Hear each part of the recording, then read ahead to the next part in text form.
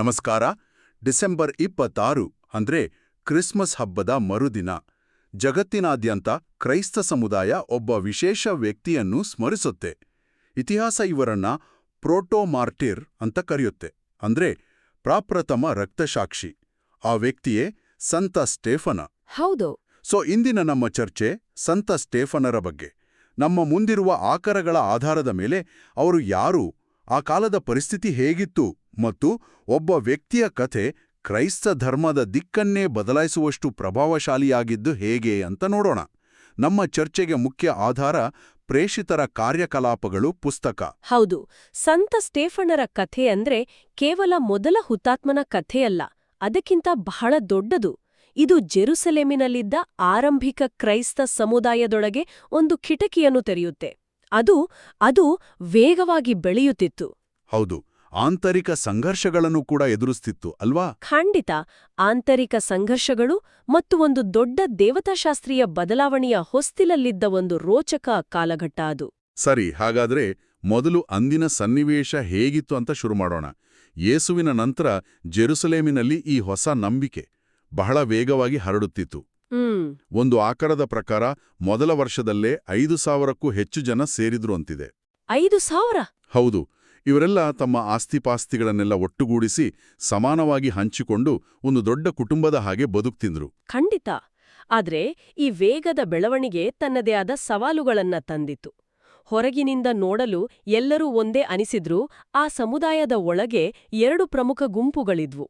ಮೊದಲನೆಯದು ಹೀಬ್ರೂ ಯಹೂದಿಗಳು, ಅಂದ್ರೆ ಜುದೆಯಾದ ಸ್ಥಳೀಯರು. ಹೌದು, ಅರಾಮಾಯಿಕ್ ಭಾಷೆ ಮಾತಾಡೋರು ಮತ್ತು ಯಹೂದಿ ಸಂಪ್ರದಾಯಗಳನ್ನ ಚಾಚು ತಪ್ಪದೆ ಪಾಲಿಸ್ತಿದ್ದವರು. ಮತ್ತು ಇನ್ನೊಂದು ಗುಂಪು ಹೆಲೆನಿಸ್ಟಿಕ್ ಅಥವಾ ಗ್ರೀಕ್ ಯಹೂದಿಗಳು. ಇವರು ಗ್ರೀಕ್ ಮಾತಾಡೋರು. ಇವರಲ್ಲಿ ಅನೇಕರು ರೋಮನ್ ಸಾಮ್ರಾಜ್ಯದ ಬೇರೆ ಬೇರೆ ಕಡೆಗಳಿಂದ ಬಂದು ಜೆರುಸಲೇಮಿನಲ್ಲಿ ನೆಲೆಸಿದವರು ಅಥವಾ ಯಹೂದಿ ಧರ್ಮಕ್ಕೆ ಮತಾಂತರಗೊಂಡವರು. ಓ, ಸರಿ. ಹಾಗಾಗಿ ಇವರ ಮೇಲೆ ಗ್ರೀಕೋ ರೋಮನ್ ಸಂಸ್ಕೃತಿಯ ಪ್ರಭಾವ ಹೆಚ್ಚಿತ್ತು. ಅಂದ್ರೆ ಇದು ಕೇವಲ ಭಾಷೆಯ ವ್ಯತ್ಯಾಸವಾಗಿರ್ಲಿಲ್ಲ, 2 ವಿಭಿನ್ನ ಸಂಸ್ಕೃತಿಗಳ ಸಂಗಮ. ಎಕ್ಸಾಕ್ಟ್ಲಿ, 2 ವಿಭಿನ್ನ ದೃಷ್ಟಿಕೋನಗಳ ಸಂಗಮವಾಗಿತ್ತು. ಮತ್ತು ಇಲ್ಲೇ ಸಂಘರ್ಷದ ಬೀಜ ಮೊಳಕೆಯೊಡೆಯಿತು. ಮೂಲಗಳ ಪ್ರಕಾರ ಒಂದು ದೂರು ಕೇಳಿಬಂತು. ದಿನನಿತ್ಯದ ಆಹಾರ ವಿತರಣೆಯಲ್ಲಿ ನಮ್ಮ ಕಡೆ ವಿಧವೆಯರನ್ನು ಕಡೆಗಣಿಸಲಾಗುತ್ತಿದೆ ಅಂತ ಗ್ರೀಕ್ ಭಾಷಿಕರು ಗೊಣಗಲು ಶುರು ಮಾಡಿದರು. ಹೌದು, ಇದು ಇವತ್ತಿನ ಯಾವುದೇ ದೊಡ್ಡ ಸಂಸ್ಥೆಯಲ್ಲಿ ಆಗೋ ಹಾಗೆ 5-6 ಜನರಿದ್ದಾಗ ಎಲ್ಲವೂ ಸರಳ. ಆದ್ರೆ ಸಮುದಾಯ 5,000ಕ್ಕೆ ಬೆಳೆದಾಗ ಅವರಿಗೆ ಒಂದು ರೀತಿಯಲ್ಲಿ HR ಮತ್ತು ಲಾಜಿಸ್ಟಿಕ್ಸ್ ವಿಭಾಗದ ಅವಶ್ಯಕತೆ ಬಿತ್ತು. ಹೌದು. ಈ ಸಣ್ಣ ದೂರು ದೊಡ್ಡ ಸಾಂಸ್ಕೃತಿಕ ಬಿರುಕಿನ ಲಕ್ಷಣವಾಗಿತ್ತು. ಇದು ಸಮುದಾಯದ ಏಕತೆಗೆ ಅಪಾಯಕಾರಿಯಾಗಿತ್ತು. ಹಾಗಾದ್ರೆ ಈ ಸಮಸ್ಯೆಯನ್ನ ಅವರು ಹೇಗೆ ಬಗೆಹರಿಸಿದ್ರು? ಪ್ರೇಷಿತರು ಅಂದ್ರೆ ಅಪೋಸ್ತಲರು ಈ ಆಡಳಿತಾತ್ಮಕ ಜವಾಬ್ದಾರಿಗಳಿಗೆ ಮುಳುಗಿ ಹೋಗಲು ಇಷ್ಟಪಡಲಿಲ್ಲ ಅಲ್ವಾ? ಇಲ್ಲ. ಅವರ ಪ್ರಕಾರ ನಾವು ದೇವರ ವಾಕ್ಯ ಬೋಧಿಸೋದನ್ನು ಬಿಟ್ಟು ಊಟದ ವ್ಯವಸ್ಥೆ ನೋಡಿಕೊಳ್ಳುವುದರಲ್ಲೇ ಮುಳುಗಿ ಹೋಗುವುದು ಸರಿಯಲ್ಲ. ಹೌದು, ಅವರಿಗೆ ಪ್ರಾರ್ಥನೆ ಮತ್ತು ಬೋಧನೆಯ ಮೇಲೆ ಗಮನ ಹರಿಸಬೇಕಿತ್ತು. ಅದಕ್ಕೆ ಅವರು ಒಂದು ಅದ್ಭುತವಾದ ಪರಿಹಾರವನ್ನು ಕಂಡುಕೊಂಡ್ರು. ಅವರು ಇಡೀ ಸಮುದಾಯವನ್ನು ಒಟ್ಟು ಸೇರಿಸಿ ನಿಮ್ಮಲ್ಲೇ ಇಳುವ ಪವಿತ್ರಾತ್ಮ ಭರಿತರು, ಜ್ಞಾನ ಸಂಪನ್ನರು ಮತ್ತು ಎಲ್ಲರ ಗೌರವಕ್ಕೆ ಪಾತ್ರರಾದ 7 ಜನರನ್ನು ಆರಿಸಿಕೊಳ್ಳಿ ಅಂತ ಹೇಳಿದ್ರು. ನಾವು ಅವರನ್ನು ಈ ಕೆಲಸಕ್ಕೆ ನೇಮಿಸುತ್ತೇವೆ. ಇದು ಸಮಸ್ಯೆಯನ್ನು ಬಗೆಹರಿಸುವುದಷ್ಟೇ ಅಲ್ಲ, ಸಮುದಾಯಕ್ಕೆ ಜವಾಬ್ದಾರಿಯನ್ನು ಕೊಡುವ ಒಂದು ಪ್ರಜಾಸತ್ತಾತ್ಮಕ ನಡೆಯಾಗಿತ್ತು. ಆ ಆಯ್ಕೆಯಾದ 7 ಜನರ ಪಟ್ಟಿಯಲ್ಲಿ ಸ್ಟೇಫನ, ಫಿಲಿಪ್ಪ, ಪ್ರಖೋರ, ನಿಕನೋರ ಹೀಗೆ ಹೆಸರುಗಳಿವೆ. ಮತ್ತು ಈ ಪಟ್ಟಿಯಲ್ಲಿ ಸ್ಟೇಫನರ ಹೆಸರು ಮೊದಲನೆಯದು. ಆಕರಗಳು ಅವರನ್ನು ಅಗಾಧ ವಿಶ್ವಾಸವುಳ್ಳವನು, ಪವಿತ್ರಾತ್ಮ ಭರಿತನೂ ಅಂತ ವಿಶೇಷವಾಗಿ ವರ್ಣಿಸ್ತವೆ. ಒಂದು ಸಂಪ್ರದಾಯದ ಪ್ರಕಾರ ಅವರು ಆ ಗುಂಪಿನಲ್ಲಿ ಹಿರಿಯರಾಗಿದ್ದು ನಾಯಕರಾಗಿದ್ರು. ಅದಕ್ಕಾಗಿ ಅವರನ್ನು ಆರ್ಚ್ ಡೀಕನ್ ಅಂದರೆ ಪ್ರಧಾನ ಡೀಕನ್ ಅಂತನೂ ಕರೀತಾರೆ. ಇಲ್ಲಿ ಒಂದು ಇಂಟ್ರೆಸ್ಟಿಂಗ್ ವಿಷಯ ಇದೆ. ಸ್ಟೇಫನ ಅನ್ನೋದು ಒಂದು ಗ್ರೀಕ್ ಹೆಸರು. ಅಂದ್ರೆ ಅವರೇ ಒಬ್ಬ ಹೆಲೆನಿಸ್ಟಿಕ್ ಯಹೂದಿಯಾಗಿದ್ದಿರಬಹುದು. ಹಾಗಾದ್ರೆ ಯಾವ ಗುಂಪಿನಿಂದ ದೂರು ಬಂದಿತ್ತೋ ಅದೇ ಗುಂಪಿನ ಒಬ್ಬ ನಾಯಕನನ್ನು ಆ ಜವಾಬ್ದಾರಿಗೆ ನೇಮಿಸಲಾಯಿತು. ಇದು ಬಹಳ ಬುದ್ಧಿವಂತಿಕೆಯ ನಡೆ. ಇದರಿಂದ ಆ ಗುಂಪಿಗೆ ಪ್ರಾತಿನಿಧ್ಯ ಸಿಕ್ಕ ಹಾಗೆಯೂ ಆಗುತ್ತೆ. ಖಂಡಿತ. ಇದು ಆಡಳಿತದಲ್ಲಿ ಪ್ರಾಯೋಗಿಕ ಬುದ್ಧಿವಂತಿಕೆಯನ್ನು ತೋರಿಸುತ್ತದೆ. ಸಮಸ್ಯೆಯನ್ನು ಮೂಲದಲ್ಲೇ ಪರಿಹರಿಸುವ ಪ್ರಯತ್ನ. ಆದರೆ ಸ್ಟೇಫನರ ಕೆಲಸ ಕೇವಲ ಈ ಆಹಾರ ವಿತರಣೆಗೆ ಸೀಮಿತವಾಗಿರಲಿಲ್ಲ ಅನ್ಸುತ್ತೆ. ಆಕರುಗಳು ಹೇಳುವ ಪ್ರಕಾರ ಅವರು ದೇವರ ಕೃಪೆಯಿಂದಲೂ ಶಕ್ತಿಯಿಂದಲೂ ತುಂಬಿ ಹೋಗಿ ಜನರ ಮಧ್ಯೆ ಮಹತ್ಕಾರ್ಯಗಳನ್ನು ಅದ್ಭುತಗಳನ್ನು ಮಾಡುತ್ತಿದ್ದರು. ಇದು ಕೇವಲ ಆಡಳಿತಾತ್ಮಕ ಪಾತ್ರವಾಗಿರಲಿಲ್ಲ ಅಲ್ವಾ? ಖಂಡಿತವಾಗಿಯೂ ಅಲ್ಲ. ಇಲ್ಲಿಂದಲೇ ಕಥೆ ಒಂದು ದೊಡ್ಡ ತಿರುವು ಪಡೆಯುತ್ತೆ. ಅವರು ಕೇವಲ ಆಹಾರ ಹಂಚಲಿಲ್ಲ, ವಿಚಾರಗಳನ್ನು ಹಂಚಲು ಶುರು ಮಾಡಿದರು. ಅವರು ಇತರ ಹೆಲೆನಿಸ್ಟಿಕ್ ಯಹೂದಿಗಳ ಜೊತೆ ಅವರದೇ ಸಭಾಮಂದಿರಗಳಲ್ಲಿ ಅಂದ್ರೆ ಸಿನಗಾಗ್ಗಳಲ್ಲಿ ವಾದ ಮಾಡಲು ಪ್ರಾರಂಭಿಸಿದರು. ಓ, ಒಂದು ಕನ್ನಡದ ಆಕರದಲ್ಲಿ ಸಿನಗಾಗ್ ಆಫ್ ದ ಫ್ರೀಡ್ಮೆನ್ ಅಥವಾ ಬಿಡುಗಡೆಗೊಂಡವರ ಸಭಾಮಂದಿರ ಅನ್ನೋ ಉಲ್ಲೇಖವಿದೆ. ಇವರು ಬಹುಶಃ ರೋಮನ್ರಿಂದ ಗುಲಾಮಗಿರಿಯಿಂದ ಬಿಡುಗಡೆ ಹೊಂದಿ ಬಂದಿದ್ದ ಯಹೂದಿಗಳ ಗುಂಪಾಗಿರಬಹುದು. ಮತ್ತು ಆ ವಾದಗಳಲ್ಲಿ ಅವರು ಹೇಗಿದ್ರು? ಬಹಳ ನಿಪುಣರಾಗಿದ್ರು.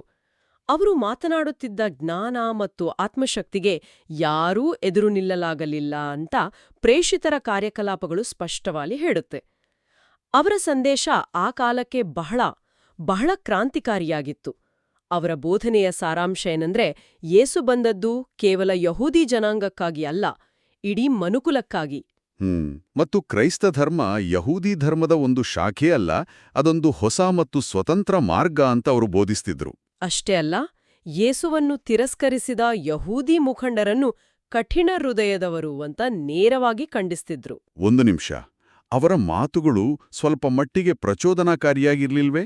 ಒಂದು ವೇಳೆ ಅವರು ತಮ್ಮ ವಾದವನ್ನು ಸ್ವಲ್ಪ ಸೌಮ್ಯವಾಗಿ ಮಂಡಿಸಿದರೆ ಫಲಿತಾಂಶ ಬೇರೆಯಾಗುವ ಸಾಧ್ಯತೆ ಇತ್ತೇ? ಅಥವಾ ಆ ಸಂಘರ್ಷ ಅನಿವಾರ್ಯವಾಗಿತ್ತೇ? ಇದು ಬಹಳ ಮುಖ್ಯವಾದ ಪ್ರಶ್ನೆ. ಅವರ ದೃಷ್ಟಿಯಲ್ಲಿ ಇದು ಸತ್ಯವನ್ನು ಹೇಳುವ ವಿಷಯವಾಗಿತ್ತು, ರಾಜತಾಂತ್ರಿಕತೆಯ ವಿಷಯವಾಗಿರಲಿಲ್ಲ. ಅವರ ಪ್ರಕಾರ ಯಹೂದಿ ಧರ್ಮದ ಕೇಂದ್ರವಾಗಿದ್ದ ದೇವಾಲಯದ ಆರಾಧನಾ ಪದ್ಧತಿ ಯೇಸುವಿನ ಬರುವಿಕೆಯೊಂದಿಗೆ ಪೂರ್ಣಗೊಂಡಿತ್ತು. ದೇವರು ಕೇವಲ ಒಂದು ಕಟ್ಟಡದಲ್ಲಿ ಸೀಮಿತನಾಗಿಲ್ಲ ಅನ್ನೋದು ಅವರ ವಾದವಾಗಿತ್ತು. ಇದು ಯಹೂದಿ ಮುಖಂಡರ ಅಧಿಕಾರಕ್ಕೆ ಸವಾಲೊಡ್ಡುವಂತಿತ್ತು. ಹೌದು, ಅವರ ಅಸ್ತಿತ್ವಕ್ಕೆ ಸವಾಲಾಗಿತ್ತು. ಹಾಗಾಗಿ ವಾದದಲ್ಲಿ ಅವರನ್ನು ಸೋಲಿಸಲು ಆಗದಿದ್ದಾಗ ಅವರು ಬೇರೆ ದಾರಿ ಹಿಡಿದರು. ಸುಳ್ಳು ಸಾಕ್ಷಿಗಳನ್ನು ಸೃಷ್ಟಿಸಿ ಇವನು ಮೋಶೆಯ ಧರ್ಮಶಾಸ್ತ್ರ ಮತ್ತು ದೇವಾಲಯದ ವಿರುದ್ಧ ಮಾತನಾಡುತ್ತಾನೆ ಅಂತ ಆರೋಪ ಹೊರಿಸಿ ಅವರನ್ನು ಸೆನೆಡ್ರಿನ್ ಎಂಬ ಯಹೂದಿಯರ ಅತ್ಯುನ್ನತ ನ್ಯಾಯಸಭೆಯ ಮುಂದೆ ಎಳೆದು ತಂದರು. ಅದೇ ನ್ಯಾಯಸಭೆಯ ಮುಂದೆ ಯೇಸುವನ್ನು ವಿಚಾರಣೆ ಮಾಡಿದ್ವಲ್ಲ? ಹೌದು, ಅದೇ ನ್ಯಾಯಸಭೆ. ಆ ಸಭೆಯ ಮುಂದೆ ಸ್ತೇಫನರು ನಿಂತಾಗ ಅವರ ಮುಖವೂ ದೇವದೂತನ ಮುಖದಂತೆ ಕಾಣುತ್ತಿತ್ತು ಅಂತ ಆಕರ ಹೇಳುತ್ತೆ. ಮುಂದೆ ಅವರು ನೀಡುವ ಭಾಷಣ ಹೊಸ ಒಡಂಬಡಿಕೆಯಲ್ಲೇ ಅತಿ ದೀರ್ಘ ಮತ್ತು ಮಹತ್ವದ ಭಾಷಣಗಳಲ್ಲಿ ಒಂದು. ಆ ಭಾಷಣದಲ್ಲಿ ಏನು ಹೇಳಿದ್ರು? ಕೇವಲ ತಮ್ಮನ್ನು ಸಮರ್ಥಿಸಿಕೊಂಡ್ರಾ? ಇಲ್ಲ, ಅದಕ್ಕಿಂತ ಹೆಚ್ಚು ಮಾಡಿದ್ರು. ಅವರು ಇಡೀ ಇಸ್ರಾಯೇಲಿನ ಇತಿಹಾಸವನ್ನು ಮರುವಿಶ್ಲೇಷಿಸಿದರು. ಕೇವಲ ಇತಿಹಾಸ ಹೇಳಲಿಲ್ಲ, ಅದನ್ನು ಹೊಸ ದೃಷ್ಟಿಕೋನದಿಂದ ವಿವರಿಸಿದರು. ಉದಾಹರಣೆಗೆ, ದೇವರು ನಮ್ಮ ಪಿತೃ ಅಬ್ರಹಾಮನಿಗೆ ಮೆಸೊಪೊಟೇಮಿಯಾದಲ್ಲಿ ದರ್ಶನ ನೀಡಿದ. ಆತ ಈ ನಾಡಿನಲ್ಲಿ ನೆಲೆಸುವ ಮೊದಲೇ ಅಂತ ಹೇಳಿದರು. ಓಹ್, ಇದರರ್ಥ ದೇವರ ಇರುವಿಕೆ ಜೆರುಸಲೇಮಿನ ದೇವಾಲಯಕ್ಕೆ ಸೀಮಿತವಲ್ಲ ಅಂತ. ಎಕ್ಸಾಕ್ಟ್ಲಿ. ಅದು ಕಟ್ಟಡಗಳನ್ನು ಮೀರಿದ್ದು. ಜೋಸೆಫ್ ಈಜಿಪ್ಟ್ನಲ್ಲಿದ್ದಾಗ ದೇವ್ರು ಅವನೊಂದಿಗಿದ್ದ. ಮೋಶೆಗೆ ದೇವ್ರು ಕಾಣಿಸಿಕೊಂಡಿದ್ದು ಸಿನಾಯಿ ಬೆಟ್ಟದಲ್ಲಿ, ದೇವಾಲಯ ನಿರ್ಮಾಣವಾಗುವ ಎಷ್ಟೋ ಮೊದಲೇ. ಅಂದ್ರೆ ಅವರು ಇತಿಹಾಸದ ಉದಾಹರಣೆಗಳ ಮೂಲಕವೇ ದೇವರು ಒಂದು ಸ್ಥಳಕ್ಕೆ ಅಥವಾ ಕಟ್ಟಡಕ್ಕೆ ಸೀಮಿತನಲ್ಲ ಅಂತ ವಾದಿಸುತ್ತಿದ್ರು. ದೇವಾಲಯವೇ ಸರ್ವಸ್ವ ಅಂದುಕೊಂಡಿದ್ದವರಿಗೆ ಇದು ನೇರವಾದ ಸವಾಲಾಗಿತ್ತು. ಖಂಡಿತ.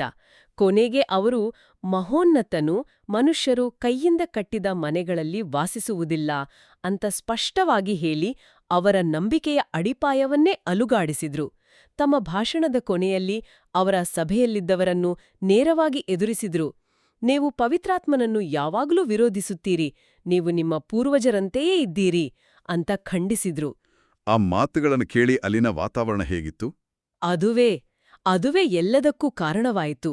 ಆ ಮಾತು ಕೇಳಿದ ಸೆನೆದ್ರಿನ್ ಸಭೆಯಲ್ಲಿದ್ದವರಿಗೆ ಸಿಕ್ಕಾಪಟ್ಟೆ ಕೋಪ ಬಂತು, ರೋಷದಿಂದ ಕುದಿದು ಹೋದ್ರು.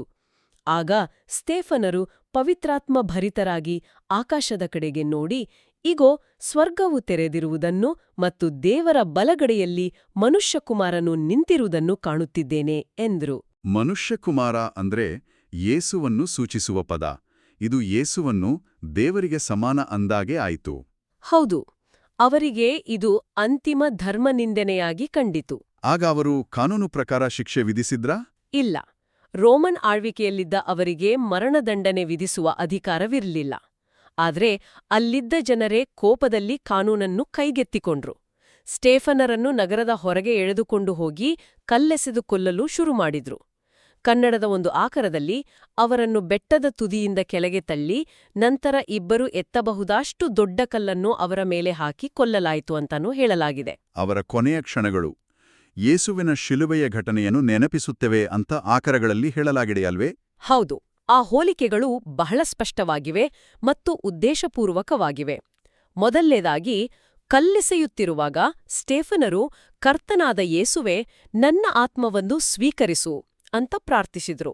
ಇದು ಶಿಲುಬೆಯ ಮೇಲೆ ಯೇಸು ಹೇಳಿದ ಮಾತನ್ನು ಹೋಲುತ್ತದೆ. ಎರಡನೇದಾಗಿ, ಅವರ ಕೊನೆಯ ಮಾತುಗಳು ಕರ್ತನೇ, ಈ ಪಾಪವನ್ನು ಅವರ ಮೇಲೆ ಹೊರಿಸಬೇಡ ಎಂಬುದಾಗಿತ್ತು. ಇದು ಯೇಸುವಿನ ತಂದೆಯೇ ಇವರನ್ನು ಕ್ಷಮಿಸು ಎಂಬ ಪ್ರಾರ್ಥನೆಯ ಪ್ರತಿಧ್ವನಿ. ಸಾವಿನಲ್ಲೂ ತನ್ನ ಗುರುವನ್ನೇ ಅನುಸರಿಸಿದ ಆದರ್ಶ ಶಿಷ್ಯ ಅಂತ ತೋರಿಸೋ ಪ್ರಯತ್ನ. ಖಂಡಿತ. ಇಲ್ಲಿ ಒಂದು ಕುತೂಹಲಕಾರಿ ವಿಷಯವಿದೆ. ಗ್ರೀಕ್ ಭಾಷೆಯಲ್ಲಿ ಸ್ಟೇಫನ ಅಂದ್ರೆ ಕಿರೀಟ. ಇಲ್ಲಿ ಅವರು ರಕ್ತಸಾಕ್ಷಿಯ ಕಿರೀಟವನ್ನು ಧರಿಸಿದರು. ಅಲ್ಲಿ ನಡೆದ ಆ ಘಟನೆಯಲ್ಲಿ ಒಂದು ಅತ್ಯಂತ ಪ್ರಮುಖ ವಿವರವಿದೆ. ಸ್ಟೇಫನನನ್ನು ಕಲ್ಲೆಸೆಯುವವರ ಬಟ್ಟೆಗಳನ್ನು ಕಾಯುತ್ತಾ, ಅವರ ಸಾವಿಗೆ ಸಮ್ಮತಿಸುತ್ತಾ ಸೌಲ್ ಎಂಬ ಯುವಕನೊಬ್ಬ ನಿಂತಿದ್ದ. ಇದು ನಂಬಲಾಗದಂತಹ ತಿರುವು. ಹೌದು, ಈತನೇ ಮುಂದೆ ಕ್ರೈಸ್ತರ ಮಹಾನ್ ಅಪೋಸ್ತಲನಾದ ಪೌಲನಾಗಿ ಬದಲಾದ ವ್ಯಕ್ತಿ. ಇದು ಇತಿಹಾಸದ ಒಂದು ಅದ್ಭುತ ವಿಪರ್ಯಾಸ. ಒಂದು ನಿಮಿಷ. ಅಂದ್ರೆ ಕ್ರೈಸ್ತ ಧರ್ಮದ ಶ್ರೇಷ್ಠ ಪ್ರಚಾರಕನಾದ ಪೌಲ ಅದರ ಮೊದಲ ಹುತಾತ್ಮನ ಸಾವಿಗೆ ಸಾಕ್ಷಿಯಾಗಿದ್ದಲ್ದೆ ಅದಕ್ಕೆ ಸಮ್ಮತಿಸಿದನೇ? ಹೌದು, ಸಮ್ಮತಿಸಿದ್ದ. ಸೌಲನಂತಹ ವಿದ್ಯಾವಂತ ಕಟ್ಟ ಯಹೂದಿಗೆ ಸ್ಟೇಫನರ ಮಾತುಗಳು ಕೇವಲ ಧರ್ಮನಿಂದನೆಯಾಗಿರಲಿಲ್ಲ, ಅದು ಅವರ ಇಡೀ ಅಸ್ತಿತ್ವಕ್ಕೆ ಒಂದು ಸವಾಲಾಗಿತ್ತು. ಆದರೆ ಕ್ಷಮೆಗಾಗಿ ಸ್ಟೇಫನರು ಮಾಡಿದ ಆ ಕೊನೆಯ ಪ್ರಾರ್ಥನೆ ಸೌಲನ ಮತಾಂತರದ ರೂಪದಲ್ಲಿ ಉತ್ತರ ಪಡೆಯಿತು ಅಂತ ಹೇಳಬಹುದು. ಬಹುಶಃ ಸ್ಟೇಫನರ ಧೈರ್ಯ ಮತ್ತು ಅವರ ಕೊನೆಯ ಕ್ಷಮೆಯ ಮಾತುಗಳು ಸೌಲನ ಮನಸ್ಸಿನಲ್ಲಿ ಆಳವಾಗಿ ನಾಟಿರಬೇಕು. ಅದು ಮುಂದೆ ಅವನ ಪರಿವರ್ತನೆಗೆ ಬೀಜವಾಗಿರಬಹುದು. ಹಾಗಾದ್ರೆ ಆ ಘಟನೆಯ ನಂತರ ಜೆರುಸಲೇಮಿನಲ್ಲಿ ಕ್ರೈಸ್ತರ ಮೇಲೆ ಭೀಕರ ಹಿಂಸೆ ಪ್ರಾರಂಭವಾಯಿತು ಅಂತ ಆಕರಗಳು ಹೇಳ್ತವೆ. ಹೌದು, ಸ್ಟೇಫನರ ಸಾವು ಒಂದು ಆರಂಭವಾಗಿತ್ತು. ಸೌಲನೇ ಮುಂದೆ ನಿಂತು ಈ ಹಿಂಸೆಯನ್ನು ಮುನ್ನಡೆಸಿದ. ಇದರಿಂದ ಆಗಿ ಅಪೋಸ್ತಲರನ್ನು ಹೊರತುಪಡಿಸಿ ಬಹುತೇಕ ಎಲ್ಲ ವಿಶ್ವಾಸಿಗಳು ಜೆರುಸಲೇಮಿನಿಂದ ಜುದೆಯ ಮತ್ತು ಸಮಾರಿಯಾದ ಹಳ್ಳಿಗಳಿಗೆ ಚದುರಿಹೋದರು. ಅಂದ್ರೆ ಆ ಸಮುದಾಯ ಛಿದ್ರವಾಯಿತು. ಇದೊಂದು ದೊಡ್ಡ ದುರಂತದಂತೆ ಕಾಣಿಸ್ತಿದೆ. ಹೌದು, ಮೇಲ್ನೋಟಕ್ಕೆ ಅದು ದುರಂತವೇ. ಆದ್ರೆ ಇಲ್ಲಿ ಇತಿಹಾಸದ ಇನ್ನೊಂದು ದೊಡ್ಡ ವಿಪರ್ಯಾಸ ಅಡಗಿದೆ. ಜೆರುಸಲೇಮಿನಲ್ಲಿ ಸ್ಟೇಫನರ ಧ್ವನಿಯನ್ನು ಅಡಗಿಸಲು ಪ್ರಯತ್ನಿಸಿದಾಗ ಅದರ ಪರಿಣಾಮವಾಗಿ ಸಾವಿರಾರು ವಿಶ್ವಾಸಿಗಳು ಸಾಮ್ರಾಜ್ಯದಾದ್ಯಂತ ಚದುರಿ ಆ ಸಂದೇಶವನ್ನು ಸಾವಿರಾರು ಧ್ವನಿಗಳಲ್ಲಿ ಮೊಳಗಿಸಿದ್ರು. ವಾವ್! ಅಂದ್ರೆ ಅವರನ್ನು ಮೌನಗೊಳಿಸುವ ಪ್ರಯತ್ನವೇ ಅವರ ಸಂದೇಶವನ್ನು ಜಗತ್ತಿಗೆ ತಲುಪಿಸಿತು. ಹೌದು, ಈ ಚದುರುವಿಕೆ ಒಂದು ವಿಪತ್ತಿನಂತೆ ಕಂಡ್ರೂ ಅದುವೇ ಕ್ರೈಸ್ತ ಧರ್ಮದ ಪ್ರಚಾರದ ಮೊದಲ ದೊಡ್ಡ ಸಾಧನವಾಯಿತು. ಅಂದ್ರೆ ಹಿಂಸೆಯೇ ಧರ್ಮದ ಪ್ರಸಾರಕ್ಕೆ ವೇಗವರ್ಧಕವಾಯಿತು. ಅವರ ಅವಶೇಷಗಳ ಬಗ್ಗೆ ಏನಾದರೂ ಮಾಹಿತಿ ಇದೆಯಾ? ಇದೆ. ಒಂದು ಸಂಪ್ರದಾಯದ ಪ್ರಕಾರ ಸುಮಾರು 400 ವರ್ಷಗಳ ನಂತರ ಕ್ರಿಸ್ತಶಕ 415ರಲ್ಲಿ ಲೂಸಿಯನ್ ಎಂಬ ಪಾದ್ರಿಗೆ ಕನಸಿನಲ್ಲಿ ಸ್ಟೇಫನರ ಸಮಾಧಿಯ ಸ್ಥಳ ತಿಳಿಯಿತಂತೆ. ಅವರ ಅವಶೇಷಗಳನ್ನು ಜೆರುಸಲೇಮಿಗೆ ತರಲಾಯಿತು. ಸಂತ ಅಗಸ್ಟೀನ್ ಕೂಡ ತಮ್ಮ ಸಿಟಿ ಆಫ್ ಗಾಡ್ ಪುಸ್ತಕದಲ್ಲಿ ಸ್ಟೇಫನರ ಅವಶೇಷಗಳಿಂದ ಉತ್ತರ ಆಫ್ರಿಕಾದಲ್ಲಿ ನಡೆದ ಹಲವಾರು ಪವಾಡಗಳ ಬಗ್ಗೆ ಬರೆದಿದ್ದಾರೆ. ಹಾಗಾದ್ರೆ ಇದೆಲ್ಲದರ ಅರ್ಥವೇನು? ಸ್ಟೇಫನರ ಕಥೆಯನ್ನು ಒಟ್ಟಾರೆಯಾಗಿ ನೋಡಿದಾಗ ಇದು ಕೇವಲ ಮೊದಲ ಹುತಾತ್ಮನ ಕಥೆಯಲ್ಲ. ಖಂಡಿತ ಅಲ್ಲ. ಇದು ಆರಂಭಿಕ ಚರ್ಚಿನ ಸವಾಲುಗಳು, ಅದರ ಮೊದಲ ದೇವತಾಶಾಸ್ತ್ರೀಯ ಚರ್ಚೆ ಮತ್ತು ಅದು ಜೆರುಸಲೇಮಿನ ಗಡಿಯನ್ನ ದಾಟಿ ಬೆಳೆಯಲು ಕಾರಣವಾದ ಒಂದು ಪ್ರಮುಖ ಘಟ್ಟದ ಚಿತ್ರಣವನ್ನು ನೀಡುತ್ತದೆ. ಇಲ್ಲಿ ಅತ್ಯಂತ ಆಸಕ್ತಿದಾಯಕ ವಿಷಯವೆಂದರೆ ಅವರ ಸಾವು ಹೇಗೆ ಒಂದು ವೇಗವರ್ಧಕವಾಗಿ, ಒಂದು ಕ್ಯಾಟಲಿಸ್ಟ್ ಆಗಿ ಕೆಲಸ ಮಾಡಿತು ಎಂಬುದು. ಅದು ಒಂದು ಕಡೆ ಹಿಂಸೆಗೆ ಕಾರಣವಾಯಿತು, ಮತ್ತೊಂದು ಕಡೆ ಅದೇ ಹಿಂಸೆಯು ನಂಬಿಕೆಯು ಹರಡಲು ದಾರಿ ಮಾಡಿಕೊಟ್ಟಿತು ಮತ್ತು ಅವರ ಸಾವಿಗೆ ನೇರ ಕಾರಣನಾದ ಸೌಲನ ಮನಸ್ಸಿನಲ್ಲಿ ಒಂದು ಅಳಿಸಲಾಗದ ಬೀಜವನ್ನು ಬಿತ್ತಿ ಆತನೇ ಮುಂದೆ ಆ ನಂಬಿಕೆಯ ಶ್ರೇಷ್ಠ ಪ್ರಚಾರಕನಾಗುವಂತೆ ಮಾಡಿತು. ಹೌದು, ಅಂತಿಮವಾಗಿ ಒಂದು ಯೋಚನೆ ಬರುತ್ತದೆ. ಸ್ಟೇಫನರನ್ನು ಆಯ್ಕೆ ಮಾಡಿದ್ದು ವಿಧವೆಯರಿಗೆ ಆಹಾರ ಹಂಚುವ ಒಂದು ಸಂಘ ಆಡಳಿತಾತ್ಮಕ ಸಮಸ್ಯೆಯನ್ನು ಬಗೆಹರಿಸಲು. ಒಂದು ಪ್ರಾಯೋಗಿಕ ಜವಾಬ್ದಾರಿ. ಆದರೆ ಅವರಲ್ಲಿದ್ದ ಅಗಾಧ ವಿಶ್ವಾಸ ಮತ್ತು ಜ್ಞಾನ ಅವರನ್ನು ಒಬ್ಬ ದೇವತಾಶಾಸ್ತ್ರಜ್ಞ ಮತ್ತು ವಾಗ್ಮಿಯನ್ನಾಗಿ ರೂಪಿಸಿ ಕ್ರೈಸ್ತ ಚಳುವಳಿಯ ದಿಕ್ಕನ್ನೇ ಬದಲಾಯಿಸುವಂತೆ ಮಾಡಿತು. ಇದು ಇಂದಿಗೂ ಪ್ರಸ್ತುತವಾಗುವ ಒಂದು ಪ್ರಮುಖ ಪ್ರಶ್ನೆಯನ್ನು ಹುಟ್ಟುಹಾಕುತ್ತದೆ. ನಾವು ಚಿಕ್ಕದೆಂದು ಭಾವಿಸುವ ಜವಾಬ್ದಾರಿಗಳು ಅಥವಾ ಸಾಮಾನ್ಯ ಕೆಲಸಗಳು ಹೇಗೆ ಅನಿರೀಕ್ಷಿತವಾಗಿ ಧೈರ್ಯ ಮತ್ತು ಮಹತ್ತರವಾದ ಪ್ರಭಾವ ಬೀರಲು ವೇದಿಕೆಗಳಾಗಬಹುದು?